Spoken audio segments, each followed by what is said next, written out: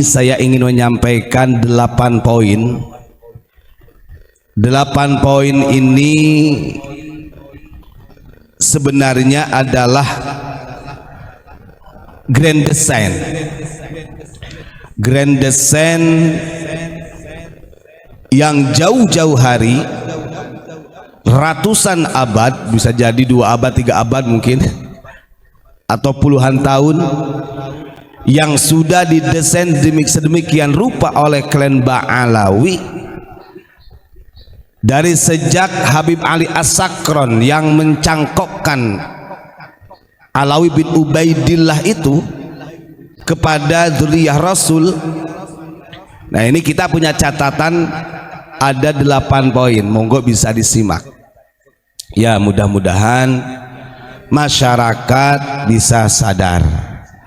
Walaupun ada orang yang sumpah serapah, tadi ada yang ngomong kayak gini, wah kalau bahas nasab terus nanti anaknya jadi bandar narkoba. Lihat aja anaknya dia itu nanti.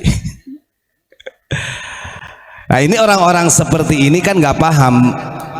Andaikan kita buka yang sebenarnya gitu kan, ya kita nunggu reaksi saja, nunggu reaksi. Saya pernah menyinggung, sebelum 8 poin ini, saya pernah menyinggung mengenai tentang Alexis yang ada di Jakarta. Ini adalah poin sangat besar sebenarnya. Dan harapan kita sebenarnya setiap malam menyampaikan seperti ini adalah bukti pedulinya kita terhadap anak bangsa, bukti pedulinya kita terhadap integritas Negara Kesatuan Republik Indonesia. Kan begitu. Daripada anak bangsa ini selalu dicekoki dengan dawir-dawir, kemudian dicekoki dengan keramat-keramat yang mengatasnamakan dzurriyyah Rasul. Nah, ini kan bahaya. Maka sampai kapanpun tidak mengurangi rasa hormat kepada klan Ba'alawi, dan ini bukan bentuk kebencian. Jadi kalau sampai ada orang mengatakan ini adalah pembenci, wah ini orang tidak paham. Terlepas itu orang mau mengatakan apapun, tapi sampai kapanpun kita akan selalu memberikan penyadaran kepada seluruh pribumi yang ada di Nusantara, khususnya warga-warga Nahdliyin. Kan begitu. Baik, apa saja 8 poin yang sudah didesain sedemikian rupa oleh kelompok klan Ba'alawi? Yang pertama, ini analisa sesuai dengan rekam jejaknya Ba'alawi di Indonesia, para habaib Ba'alawi di Indonesia.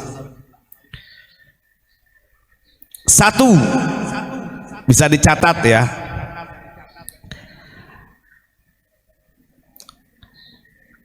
Yang pertama, mengkooptasi umat Islam dengan nasab Rasulullah Shallallahu Alaihi Wasallam. 1, ya. Yang kedua, mendakwahkan kemuliaan nasab Nabi, merendahkan umat Islam. Nah, karena tanpa disadari itu, ketika ada jiwa, ada rasa rasisnya mereka, kemudian menganggap yang lainnya di bawah mereka, tidak sadar bahwa mereka secara tidak langsung merendahkan umat Islam yang lainnya. Kan begitu. Yang ketiga, merampas kemerdekaan beragama. Ya. Jadi ada dari beberapa rekam jejak yang kita pahami seperti yang disampaikan oleh HRS, lagi-lagi menyudutkan Bung Karno, padahal pada waktu itu Memang betul Bung Karno merancang ideologi Pancasila ini atas restu daripada para alim ulama, tapi bukan Habib. Nah ini bagaimana bukan Habib? Bahwa sekarang aja mau mengumpulkan ulama sufi sedunia, ini rekam jejaknya ada loh, gak berani mengeluarkan dari kantongnya sendiri. Betul ya? Kita tahu multaqo yang ada di Pekalongan itu puluhan miliar itu. Dan ini barter, artinya perkumpulan ulama ini barter dengan kepentingan politik. Jelas itu, ini bukan rahasia perusahaan, di videonya ada. Sampai ada ngomong kayak gini, salah satu paslon dipanggil, Pak, kami mau mengadakan multaqo ya, perkumpulan ulama sufi sedunia. Berapa ratus orang itu? 200 orang. Yang pada akhirnya setelah menyampaikan kepada salah satu paslon, di situ ada barter politik.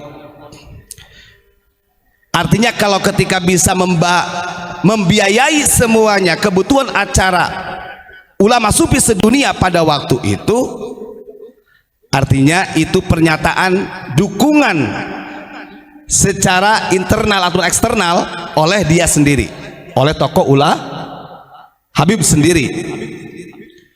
Akhirnya di situ terjalinlah kesepakatan berapa puluh M, kan begitu. Nah ini harus dicatat. Padahal kalau kita lihat ulama-ulama yang ada di Indonesia itu lebih kaliber, dan sangat sedikit ulama-ulama yang di Indonesia diundang, kan begitu. Ini namanya kontrak politik, mudah-mudahan dijauhkan ya. Terus kemudian yang keempat, mematikan keberadaan pahlawan nasional dan pahlawan yang ada di Nusantara. Ini jelas banyak para pahlawan yang sampai dini hari yang dinafikan oleh mereka,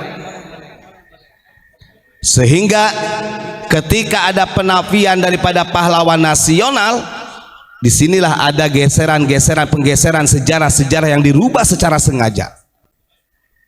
Nah ini harus hati-hati.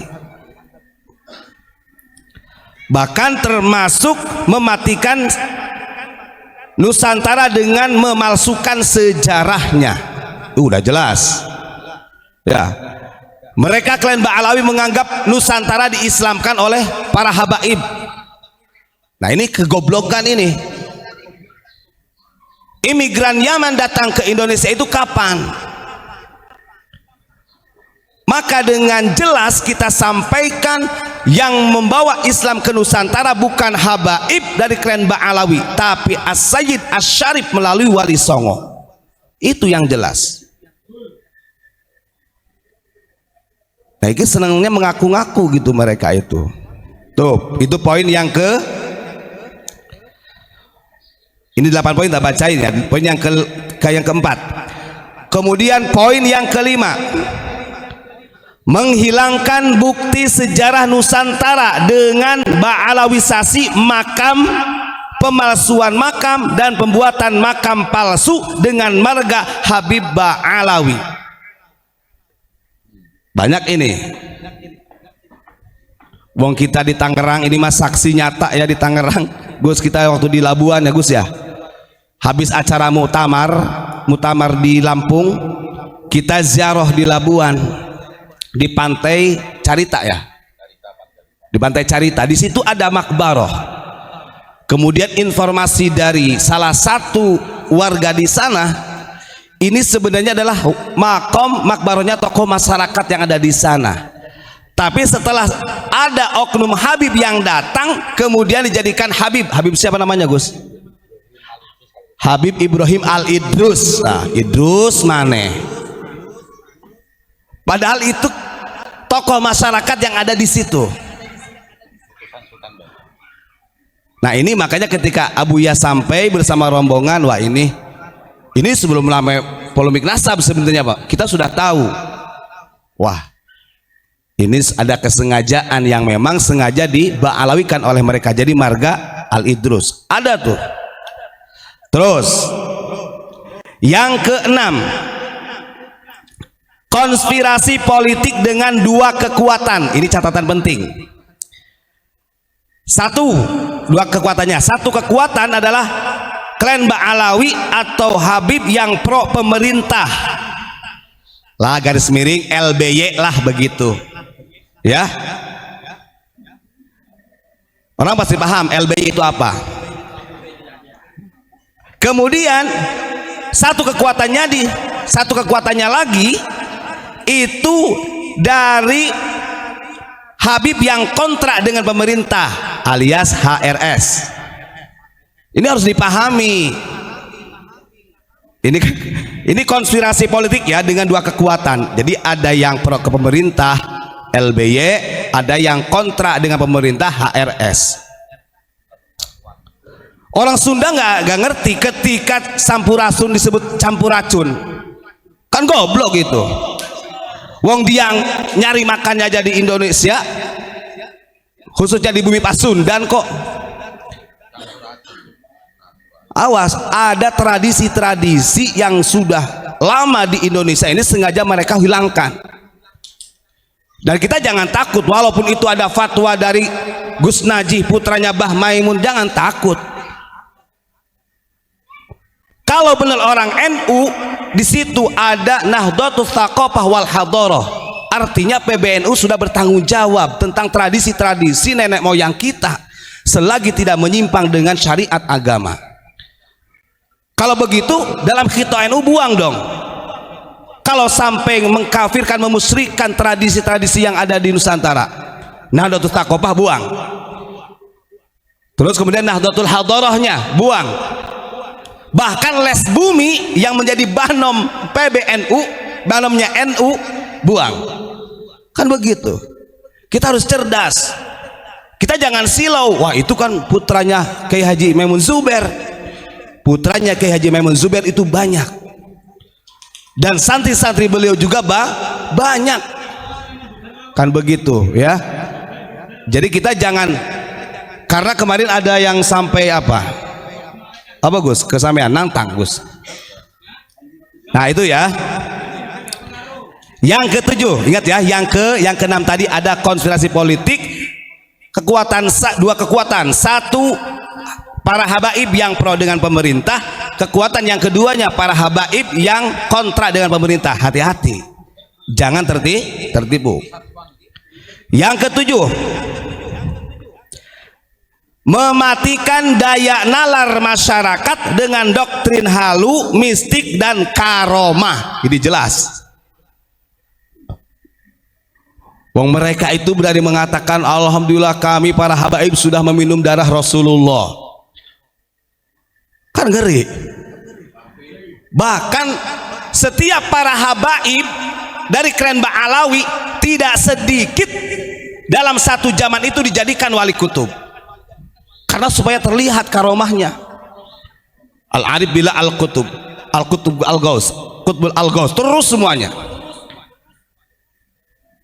Bahkan dari ceramahnya, dawir-dawirnya,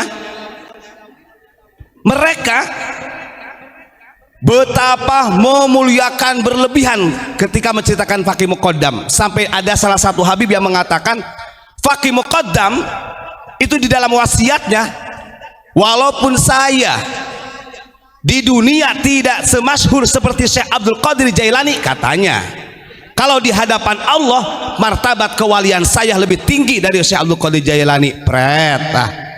Sejarahnya aja nggak ada. Maka ada tuh salah satu yang mengatakan bedanya Yaman dengan Indonesia kalau tahlil, katanya, kalau orang Indonesia tawasul ke wali kutubnya itu Tuan Syekh Abdul Qadir, tapi kalau di Yaman tawasul kepada wali kutubnya Faqih Muqaddam. Artinya dalam ceramah mereka selalu mengedepankan klan-klan mereka yang seakan-akan masyhur, kan begitu. Itu yang ketujuh.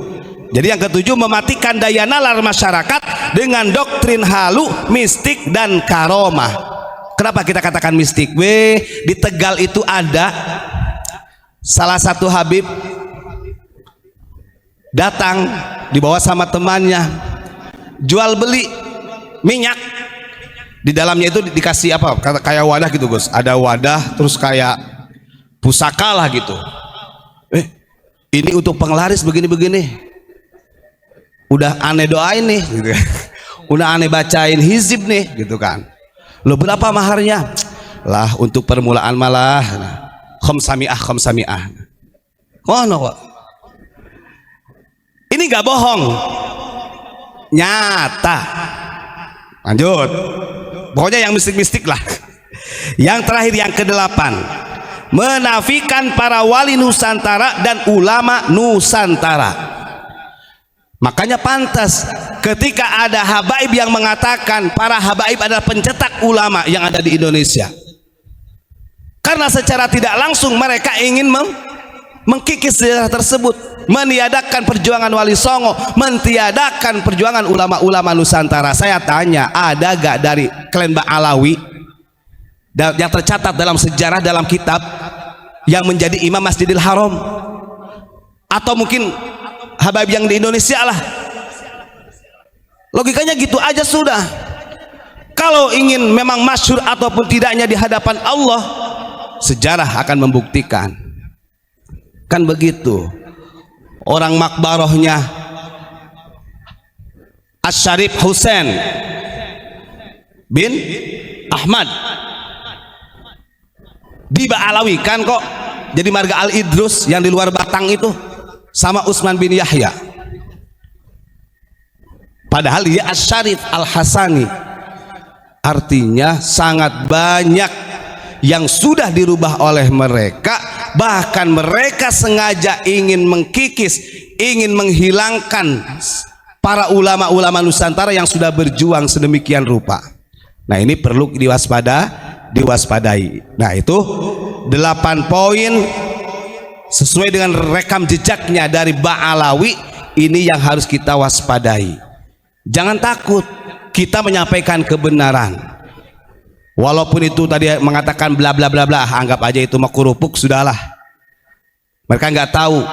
Ketika dia hati-hati membahas masalah nasab, nanti anak-anak kamu jadi gembongnya narkoba, gak tahu padu kamu itu siapa, kan begitu.